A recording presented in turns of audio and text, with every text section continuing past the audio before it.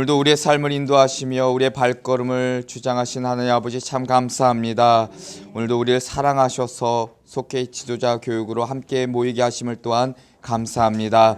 오늘 이 시간을 통해서 하나님의 말씀에 귀를 기울이며 우리에게 맡겨진 사명을 다시 한번 점검하고 결단하는 그리고 깨닫는 은혜의 시간을 허락하여 주옵소서. 주 예수 그리스도의 이름으로 기도합니다. 아멘. 자, 오늘 속회공과 13관대 하나님 말씀 먼저 봅니다. 고린도후서 11장 1절에서 15절입니다. 고린도후서 11장 1절에서 15절입니다.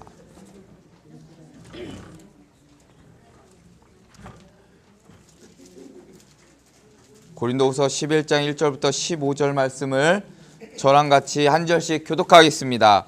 원하건대 너희는 나의 좀 어리석은 것을 용납하라. 청하건대 나를 용납하라.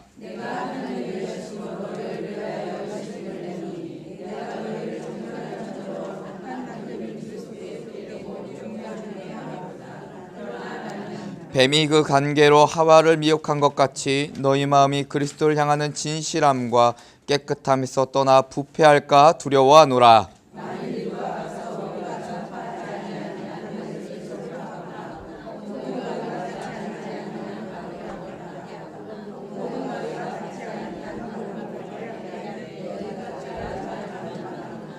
난 지극히 크다는 사도들보다 부족한 것이 조금도 없는 줄로 생각하노라.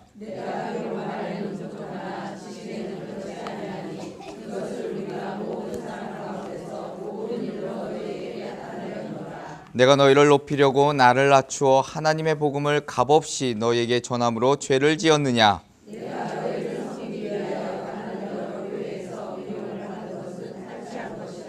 또 내가 너희와 함께 있을 때 비용이 부족하였으되 아무에게도 누를 끼치지 아니하였음은 마게도냐에서 온 형제들이 나의 부족한 것을 보충하였음이라. 내가 모든 일에 너희에게 폐를 끼치지 않기 위하여 스스로 조심하였고 또 조심하리라.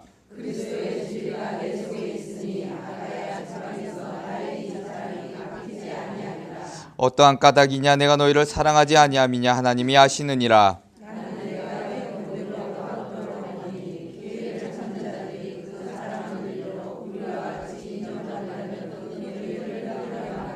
그런 사람들은 거짓 사도요 속이는 일꾼이니 자기를 그리스도의 사도로 가장하는 자들이니라.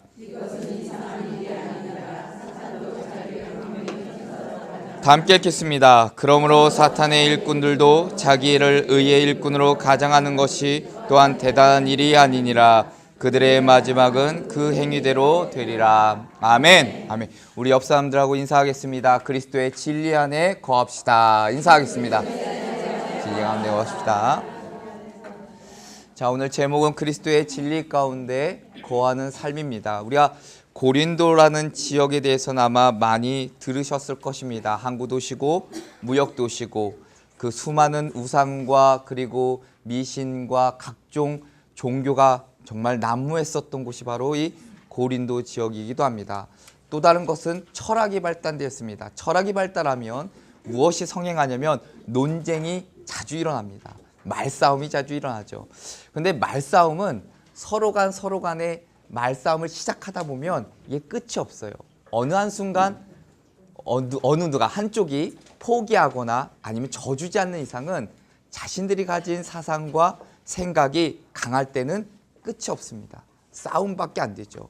바울도 아마도 이 고린도 교회에 있는 사상가들, 때로는 철학가들과 이렇게 논쟁이 붙을 때 아마 바울은 너무나도 탁월한 지식인이었고 지혜를 가진 자였지만 그들하고 끝없이 논쟁하지는 않았습니다. 때로는 논쟁도 했지만 때로는 그들을 더 품으려고 했었고 설득하려고 했었고 그들의 입장에서 생각해 주려고 했었습니다. 오늘 본문에 보면은 바울이 자랑을 합니다. 아주 신기하게 오늘은 바울이 자랑을 하는데 그가 논쟁을 하다가 내가 가진 지식이나 내가 가진 이제까지 해왔었던 일들을 자랑하고 싶지 않아서가 아닙니다. 결코 그렇지 않죠. 바울이 했었던 일들은 너무나도 위대한 일들이 많았기 때문이죠. 그런데 오늘 특별하게 자랑하는 이유는 고린도 교회에 대한 끝없는 사랑 때문입니다. 이거 계속 놔뒀다간 고린도 교회가 큰일 날 것 같거든요. 정말 다른 지식을 가진 자들, 다른 복음을 전하는 자들로 인해서 고린도 교회가 한순간에 무너질 거 염려가 됐기 때문입니다. 그래서 부득이하게 야, 내가 이제 좀 자랑 좀 해야 되겠다. 근데 나를 위해서가 아니라 내가 교회를 사랑하기 때문에 내가 자랑 좀 해야 되겠다 하면서 자기 이야기를 끊어놓습니다. 근데 바울이 약점이 있죠. 늘 따라다니는 약점 중에 하나가 바로 이 사도직입니다. 사도직인데 우리가 흔히 전통적으로 사도직에 대해서 이야기할 때 몇 가지 기준이 있습니다. 이 사람이 사도입니다 라고 이야기할 때는 몇 가지의 기준이 있는데, 첫 번째가 뭐냐면 예수님이 직접 부르셔야 돼요. 야, 너 내 제자가 되어라 라고 부르심이 있어야 되고, 그리고 두 번째는 예수님의 공생의 기간을 거치셨는데 그 공생의 기간에 함께 동참해야 됩니다. 한번 따라다녀야 되죠. 예수님이 하신 말씀이 무엇인지, 예수님이 하신 기적이 어떤 것인지를 보고 듣고 배웠다는 겁니다. 그리고 예수님의 가르침을 직접 받은 사람입니다. 예수님이 제자들 모아놓고 이래야 된다, 이렇게 해야 된다는 말을 직접 들었어야 되죠. 그리고 또 하나는 뭐냐면 예수님의 부활을 목격한 자입니다. 목격한 자예요. 자, 그렇게 따지니 바울은 늘 이 사도직에 대해서 걸림돌이 됩니다. 야, 너는 사도가 아니잖아. 근데 바울은 끊임없이 사도에 대해서 자기는 사도다라고 이야기를 합니다. 바울이 자기가 사도권에 대해서 끊임없이 이야기할 수 있었던 이유가 있습니다. 바로 예수님의 복음을 전하고, 그리고 그곳에 교회가 세워지고 그 교회가 온전히 성장해 나갈 때 그것을 바로 자기의 사도직에 대한 증거로 삼을 때가 있었습니다. 그리고 모든 교회가 인정하는 사도는 아니었지만 바울은 자신이 설립한 교회들에 대해서는 자신이 사도였음을 분명히 밝히고 있습니다. 그래서 고린도전서 9장 2절에도 보니까 다른 사람들에게는 내가 사도가 아닐지라도 너희에게는 사도이니 나의 사도됨을 주 안에서 인친 것이 너희라 라고 고백을 하고 있습니다.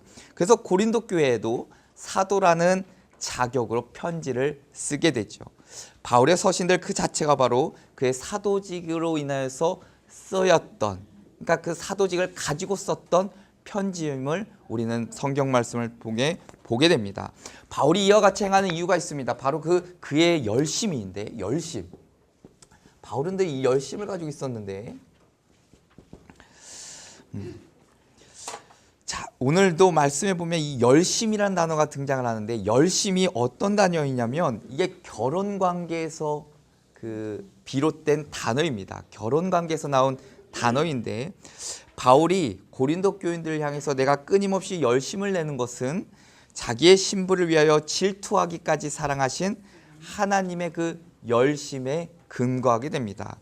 이게 무슨 말이냐? 우리가 흔히 하나님의 열심과 바울의 열심을 비교를 하는데,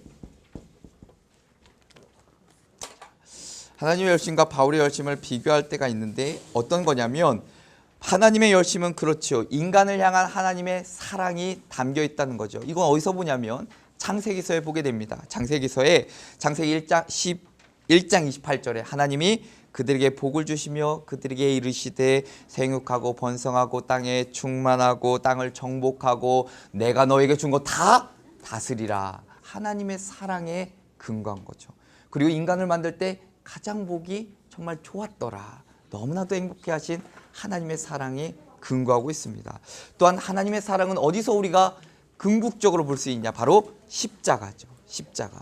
죄로 인해 죽을 수밖에 없는 우리를 그 아들 독생자를 보내주시고 그 십자가에 달려 죽으심으로 우리의 죄를 사해 주시고 우리에게 구원과 영생을 허락해 주신 그 사랑이 담겨 있습니다. 이거 바로 하나님의 열심이죠.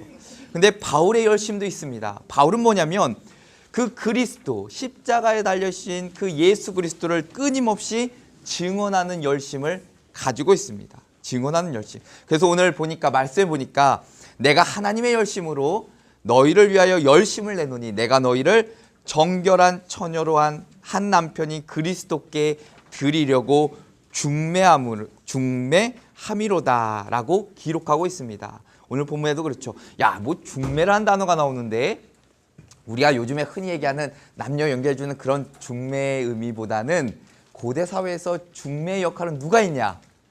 부모가 있습니다. 부모. 아비의 마음을 담고 있는 거예요. 중매라는 단어를 쓸 때 바울이 그냥 이렇게 연결해주는 그런 단위가 아니라 내가 부모의 심정, 아비의 심정으로 너희들을 하나님께 드린다라는 뜻이 그 사랑이 담겨 있는 거예요.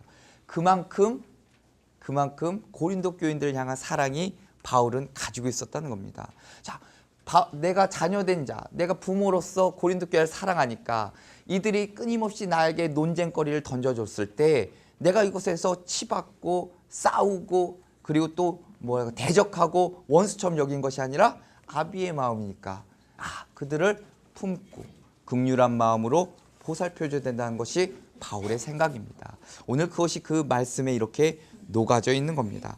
자, 이런 하나님의 열심과 바울의 열심이 모여져서 고린도 교회가 다시 한번 이제 일어나게 되는데, 자, 바울이 오늘 1절에 보니까 계속해서 용납하라 청하건대 나를 용납하라라고 말문을 열고 있습니다.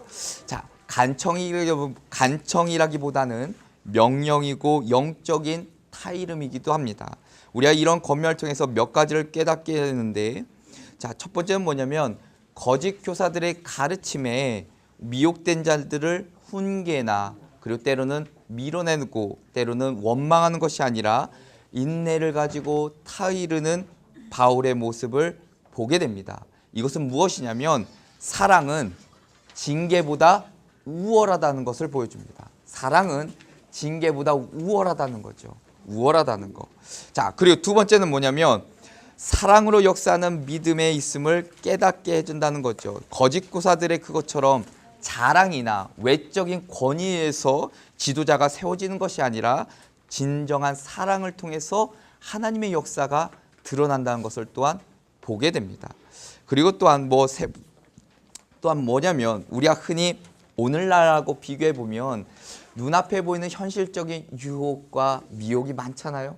바울 때 고린도 교회 사람들도 그랬을 겁니다. 당장에 내 눈앞에 보이는 무언가, 현실적으로 나를 유혹하는 미혹하는 너무나도 많은 것들이 있는데 그런 것들의 삶에서 돌아오라는 바울의 사랑이 담긴 말입니다. 자, 그래서 우리가 사단의 무리와 이단의 그런 잘못된 성경적인 가르침 이런 것들이 끊임없이 이어지는데 현재를 살고 있는 우리에게도 동일하게 다가오지요. 많은 이단들이 있잖아요. 조금의 말씀을 가지고 요리조리 굴려서 우리를 정말 달콤한 사탕처럼 유혹하는 말씀들이 너무나도 많다는 겁니다. 바울 때도 마찬가지고 현재를 살아가는 우리에게도 마찬가지죠. 그러니 그런 사단과 때로는 미혹의 영과 잘못된 우상숭배 사상들이 우리를 범접할 때 우리는 반드시 몇 가지 기준을 가지고 그것들을 이겨나가야 됩니다. 이것들이 그들의 가르침이 성경과 정말 부합하고 있는가, 성경과 정말 맞는가, 성경의 내용과 맞는가, 그리고 또한 그들의 가르침이 예수님의 성육신과 그리고 십자가의 대속을 정말 올바로 선포하고 있는가, 그리고 그들의 삶이 성경적으로 이야기하는 도덕적인 원리에 그 기준에 부합하고 있는가. 우리는 끊임없이 영적으로 긴장하며 그것들에 대해서 생각해야 된다는 거죠. 그렇지 않으면 한순간에 우리의 신앙도 믿음도 흔들릴 때가 있고 때로는 넘어질 수도 있다는 경고입니다. 자, 오늘 이제 말씀을 통해서 몇 가지를 살펴보려고 하는데, 자, 먼저 이런 이야기를 하나 드리려고 해요. 성자가 하나 있었는데 옛날에 어떤 마을에 성자 한 분이 있었습니다. 자, 이 생활이 정말 참으로 천사가 보기에도 대단한 사람이에요. 그래가지고 하루는 천사들이 이 땅으로 내려와서 그에게 큰 은혜를 주려고 합니다. 베풀어 주려고 하는데 이렇게 얘기해요. 앞으로 그대가 성자가 기도하기만 하면 내가 무슨 병이든지 다 낫고 죽은 자도 살릴 수 있는 능력을 내가 드리려고 합니다. 그때 성자가 곰곰이 생각하더니 이런 이야기를 합니다. 감사합니다만 제가 그 은혜를 받을 수가 없습니다. 자, 천사가 이야기하죠. 왜 그렇습니까? 인간의 병을 고치고 죽은 자를 살리는 일은 하나님께서 하시기 때문입니다. 그래서 제가 할 일이 아닙니다. 그러니 사양합니다. 자, 그래서 천사가 다시 묻습니다. 그러면 그대가 말만 하면 내가 그 어떤 죄일지라도 회개하고 새 사람이 되게 하는 권세를 드리겠습니다. 이건 어떻습니까? 라고 물어요. 자, 그래서 성자가 동일하게 이야기해요. 저는 그 은혜를 받을 수 없습니다. 그러니까 왜 그렇습니까? 라고 천사가 묻지요. 자, 그것은 성령님께서 하셔야 할 일이지 제가 할 일이 아니기 때문입니다. 라고 이야기를 해요. 자, 그러자 천사들이 다음과 같이 이야기해요. 그럼 그대는 무슨 은혜를 받기를 원합니까? 라고 묻습니다. 여러분은 무슨 은혜를 받기 원하십니까? 성자가 이렇게 얘기해요. 한 가지 바라는 은혜가 있습니다. 한 가지, 그것은 제가 이 세상에 사는 동안 죄를 짓지 않고 선을 행하되 그 선을 행하는 것을 제가 알지 못하고 행할 수 있도록 해주십시오. 라고 이야기합니다. 야, 탁월한 얘기죠. 야, 정말 하나님의 마음 같아요. 정말 대단하세요. 자, 천사들이 성자의 이야기를 듣고 고민합니다. 이거 뭐 어떻게 해줘야 되지? 고민하기 시작해요. 이게 어떤 은혜를 베풀어 줘야 되나? 그래서 상의한 끝에 이렇게 결정을 합니다. 그 사람의 성자의 그림자가 비칠 때 그 그림자 안에 들어오는 모든 병자들이 치유를 받고 또한 모든 죄인들이 새 사람이 되게 하는 은혜를 줍니다. 자, 그림자니까 보일까요? 안 보일까요? 안 보이죠. 그 은혜를 줘요. 우리가 믿는 자라고 하면 어디서든지 높아지고 드러나기보다는 때로는 섬기는 마음을 가지고 낮아지기를 소망함으로 하나님의 영광을 드러내고 하나님의 뜻을 이루는 자들이 되어야 될 줄 믿습니다. 오늘 말씀 사도 바울이 자신의 사도권에 대해서 변증하는데 자신이 세운 고린도 교회, 잘못된 사상으로 병들어가는 그 교회를 보니 하나님 아비의 마음으로 정말 슬프고 아프고 또한 사랑이 넘치기에 열심히 있기에 그들에 대해서 이야기해 주는 장면입니다. 새로운 지도자가 나타나서 복음을 더 잘 전파한다면 그것이 물론 예수 그리스도의 복음이 온전한 복음일 때 내 권위가 떨어지고 따르는 교회 역사에서 내가 잊혀진다 할지라도 문제가 되지 않지만 거짓을 말하는 사람들이 나타나가지고 교회를 잘못된 방향으로 다른 복음을 전하는 것, 그것은 두고 볼 수 없었던 겁니다. 사도 바울의 사도권에 대한 변증은 교회를 거짓 교사로부터 보호하고 건강하게 성장하도록 하기 위함이었습니다. 오늘 바울의 변증을 통해 우리도 바울과 같은 마음, 그 마음 품어야 될 것 세 가지를 이야기하는데 바로 그 첫 번째가 뭐냐면 바울의 열정은 진실한 사랑에서 나왔다는 거죠. 진실한 사랑에서 나왔던 겁니다. 자, 고린도 교회만 있었던 것은 아니에요. 바울의 교회가 어딜 가나 전도하는 곳에 교회들이 이렇게 세웠죠. 인간적인 마음으로 어느 교회 성도들이 나를 따르지 않아. 난 정말 죽을 만큼 최선을 다했는데 이 성도님들이 나를 따르지 않아. 그러면 그냥 포기하고 버릴 수도 있습니다.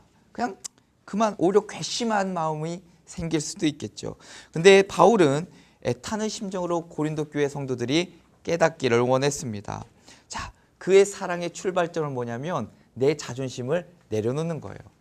내 자존심을 내려놓는 거죠. 내가 가진 지식, 지혜, 때로는 능력, 이런 것들 다 내려놓는 겁니다. 자신의 부족함과 약점을 꼬집으며 사도의 권위를 흔드는 거짓 교사들을 보며 얼마나 힘들었겠습니까? 쫀심이 있는데 얼마나 힘들었겠어요. 그런데 바울은 그 자존심 상하게 하는 그것들, 그 거짓 교사들보다 더 마음 아파할 수밖에 없었던 이유 중에 하나가 바로 내가 복음을 전했던 성도들이 나를 미워하는 거예요. 나를 의심하는 거예요. 나를 대적하는 겁니다. 자신과 얼굴을 대면하고 나랑 함께 식사도 하고 나랑 함께 말씀도 나눴던 성도들이 어느 순간인가 자신을 비방한다는 소리를 들었을 때 얼마나 마음이 무너졌을까. 그냥 절망의 나락으로 빠지는 거죠. 바닥까지 떨어지는 거죠. 자, 넘어가기 힘든 일이죠. 그런데 바울은 자존심을 다 내려놓고 고린도 교인들에게 편지를 쓰며 자신의 마음을 전합니다. 자, 우리가 사랑을 한다. 사랑을 할 때, 이웃을 사랑할 때, 때로는 내 속도원들을 사랑할 때 우리가 자존심을 내세우는 것이 아니라 그 영혼을 사랑하는 마음으로 겸손히 다가가야 된다는 겁니다. 사랑의 시작이 내가 가진 것, 내 자존심을 내려놓는 것이라면 사랑의 완성은 그 영혼을 끝까지 책임지는 것일 것입니다. 바울은 한 번 복음을 전한 영혼을 끝까지 포기하지 않았습니다. 끝까지 붙들었거든요. 왜냐하면 그의 영혼을 끝까지 포기하지 않으시는 하나님의 사랑을 깨달았기 때문입니다. 알았기 때문이죠. 나 같은 사람, 야, 내가 진짜 믿는 사람들 핍박하고 막 그랬는데 나 같은 사람도 끝까지 사랑했는데 내가 저 사람들 사랑 못할 이유가 없지 않을까. 바울 안에는 그 진실한 사랑이 있었기에 그 열정으로 하나님의 일을 감당할 수 있었습니다. 우리 모두가 이런 열정을 소유하셔서 진실한 사랑하시기를 간절히 축원합니다. 두 번째는 뭐냐면 바울의 마음에는 그리스도의 진리가 있었다는 거죠. 바울. 자, 본문에도 많은 위협이 있습니다. 바울이 당한 위협들이 너무나도 많죠. 뭐 강의 위협도 있고 강도를 만나기도 하고 동족이나 이방인이나 사람들로부터 받는 위협도 있었고요. 특별히 유대인들로부터 받는 위협도 있었고 매 여행마다 위협이 도사리고 있었습니다. 바울이 로마 시민이었음에도 불구하고 그가 복음을 전한다는 이유 하나만으로 아주 많이 맞았죠. 유대인들에게 태형을 받은 때도 있었습니다. 자, 유대에서는 매를 40대 이상 때리지 못하게 돼 있어요. 그래서 왜 성경에서 39대인지 왜 기록되어 있는지 아시나요? 40대 이상을 때리지 못하게 돼 있는데 가만 생각하면은 태형을 이제 바울이 3번이나 받잖아요. 40대에서 하나 감한 거 39대를 맞았다고 합니다. 근데 이게 재밌는 사실은 태형을 때리는 것도 사람이에요. 자, 기계가 아니거든요. 자, 태형을 때리다가 둘, 셋, 까먹을 수가 있거든요. 이게 진짜 역사적인 사실입니다. 때리다가 40대를 넘길 수도 있거든요. 그래서 늘 39대를 때립니다. 그래서 바울이 39대를 맞게 된 겁니다. 고대 그런 풍습이 있었다고 합니다. 자, 그럼에도 뭐 죽을 뻔한 위협이든 강의 위협이든 뭐 누구 동족의 위협이든 뭐든 간에 그 모든 고난을 감수하면서까지 전도 여행을 다닌 것은 그의 마음에 참된 진리가 있었기 때문이죠. 고린도 교인들은 때로는 신비한 능력을 원했어요. 왜냐? 너무나도 많은 미신들이 있었거든요. 근데 그 악한 영들도 동일하게 새로운 신비로운 기적이나 이적을 보여줬기 때문이죠. 그런데 바울은 참된 진리를 소유한 후에는 진정한 기적과 신비가 무엇인지를 다시 한번 깨닫게 됩니다. 세상의 가치를 따라 살던 자신이 그 모든 영광을 버리고 그리고 그리스도를 위해 낮아지고 때로는 고생도 하고 죽음까지도 감수하는 것이 그 삶 가운데 일어난 기적이자 신비였다는 겁니다.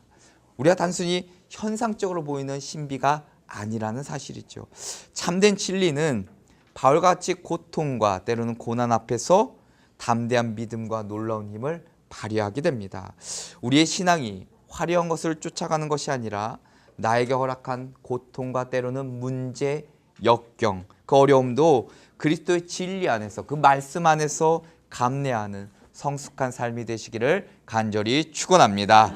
그리고 마지막 세 번째는 약한 것을 자랑함으로 하나님을 드러냅니다 라고 속회 공과에는 기록되어 있습니다. 자, 자신들의 능력과 신비로운 일들을 자랑하는 거짓 교사들 앞에서 오히려 바울의 자신의 약한 것을 자랑합니다. 성경학자들은 바울이 그 당시 때 매우 육체적으로도 어려움을 당했을 것이다 라고 이야기를 합니다. 왜냐하면 바울은 너무나도 많은 전도여행을 다녔잖아요. 하도 많이 걸으니 뭐 몸이 상한 곳이 없겠지요. 그리고 많은 위협과 추위와 때로는 배고픔과 돌로 맞은 거 뭐 상처 투성이겠죠. 얼마나 육체적으로도 힘들었겠습니까? 전염병도 막 난무했고 선천적인 질병도 있었잖아요. 게다가 또 말은 어눌했잖아요. 얼마나 어려움이 있었겠습니까? 그러나 이러한 약점이 바울에게는 자랑거리로 이야기를 합니다. 왜냐하면 약한 자를 강하게 하시고 또한 보잘것없는 자를 통해 역사를 이루신 분이 누구냐? 하나님이신 줄을 바울은 알았기 때문입니다. 야, 거짓 교사들은 자랑거리를 통해 자신을 드러냈는데 바울은 자신의 약한 것을 자랑함으로 하나님을 드러내게 됩니다. 야, 약한 자를 하나님이 붙들었더니 위대한 바울의 사도 또한 놀라운 능력의 하나님의 사람으로 세워주시는구나. 모든 사람들이 보는 사람들이 알게 된 것이죠. 우리에게는 약점들이 분명히 있습니다. 때로는 뭐 경제적인 문제들도 있을 수도 있고요. 육체적인 어려움이 있을 수도 있습니다. 우리 속도원들을 만나시면 그들이 가진 많은 문제들이 있을 겁니다. 당장에 해결되지 않는 어떤 문제들이 닥쳐 있어서 상처받고 때로는 주저앉아 있고 절망에 빠진 자들이 있을 것입니다. 그런데 하나님의 손에 붙들린 자, 하나님의 자녀된 자에게는 오히려 크고 강한 역사를 이루는 도구가 된다는 사실입니다. 그 삶을 통해, 그 문제를 통해, 그 역경을 통해 하나님은 온전한 그리스도인으로 세워주신다는 사실입니다. 우리가 전제는 그 하나님이 우리의 삶을 늘 주관하시고 그리고 우리의 삶을 인도하시며 그리고 우리의 모든 것을 아시는 능력의 전지전능하신 하나님을 우리는 믿어야 되는 거죠. 그것이 전제될 때 우리의 삶의 어려움과 역경이 있을지라도 이겨낼 수 있고 그리고 그 문제와 역경 가운데 하나님의 뜻이 무엇인지를 깨달아 알게 된다는 사실입니다. 자신의 약함으로 하나님을 드러낸 바울처럼 내게 허락하신 약함을 통해 하나님의 영광을 드러내는 복된 삶이 그리고 우리 속도원들이 되시기를 간절히 축원합니다. 기도하겠습니다. 사랑이 많으신 하나님 아버지, 오늘 또한 말씀을 통해 바울의 그 삶을 보게 됩니다. 고린도 교회인들이 끝없이 바울을 비방하고 때로는 사도직에 대해서 의심하였지만 바울은 고린도 교회인들을 사랑하였기에 그 바울의 열정은 진실한 그 사랑에서 나오게 되고 그 바울의 마음에는 늘 그리스도의 진리가 있었기에 어떤 어려움에도 불구하고 능히 이겨나갈 수 있는 담대한 믿음과 용기를 허락해 주신 줄 믿습니다. 바울이 약한 것을 자랑하였지만 하나님의 붙들림 받은 바울이기에 놀라운 하나님의 사역을 하나님의 놀라운 일하심을 경험하게 되는 줄 믿습니다. 우리 역시도 바울처럼 하나님을 향한 열정과 진실한 사랑을 품게 하여 주시고 우리 마음 가운데 늘 말씀으로 그 말씀에 순종하며 살아가는 삶 되게 하여 주시고 내 약한 것을 오로지 하나님 앞에 온전히 드릴 때 하나님께서 그 약한 것, 부족한 것 그리고 때로는 고난과 역경 가운데 우리를 붙드시는 하나님의 놀라운 능력을 경험하게 될 줄 믿습니다. 저희들 속해 지도자로 함께 모였으니 저희들의 삶 가운데 하나님의 인도하심과 돌보심의 은혜를 늘 허락하여 주시고 지혜와 능력을 주시며 우리에게 맡겨진 속도원들 하나하나의 영혼을 간절히 사랑하는 마음으로 이 한 주도 보낼 수 있도록 도우시고 인도하여 주옵소서. 주 예수 그리스도의 이름으로 기도합니다. 아멘.